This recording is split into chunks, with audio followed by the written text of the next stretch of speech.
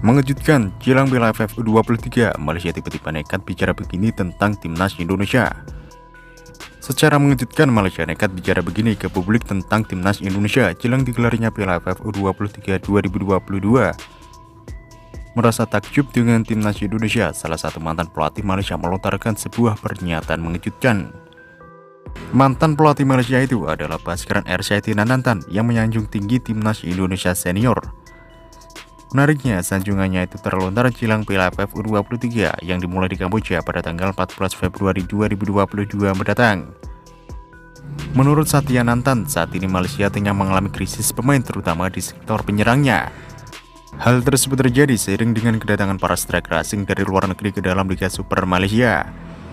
Tak ayal, Nanantan pun membandingkannya dengan performa timnas Indonesia dan Thailand yang sukses masuk ke final Piala AFF 2020 meskipun liga domestiknya dihuni oleh para pemain asing.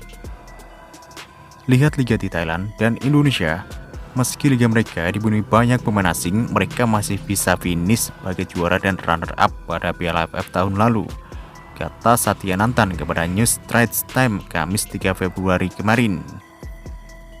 Jika kita bicara soal kekuatan penyerang, kami memiliki beberapa striker lokal berkualitas seperti Lukman Hakim Syamsuddin. Mereka harus berusaha dan memperbaiki diri, tambahnya.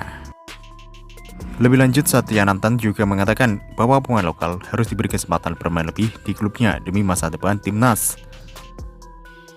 Pada ajang Piala AFF 2020 lalu, timnas Indonesia mencetak 20 gol, yang mana hanya 2 gol yang datang dari striker murni, yakni Ezra Walian.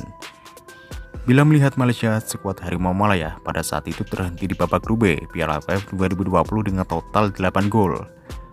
8 gol Malaysia itu tidak ada yang datang dari striker murni, 4 gol dari Safa Wirasid yang berstatus sebagai pemain sayap, sedangkan 4 gol lain dibuat bek tengah, penyerang sayap, dan gelandang serang.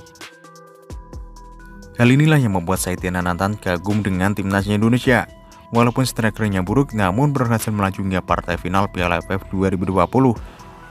Di sisi lain, Malaysia sendiri nantinya akan bertemu dengan timnas Indonesia dalam ajang Piala AFF U23 2022 yang akan bergulir pada tanggal 14 sampai 26 Februari 2022.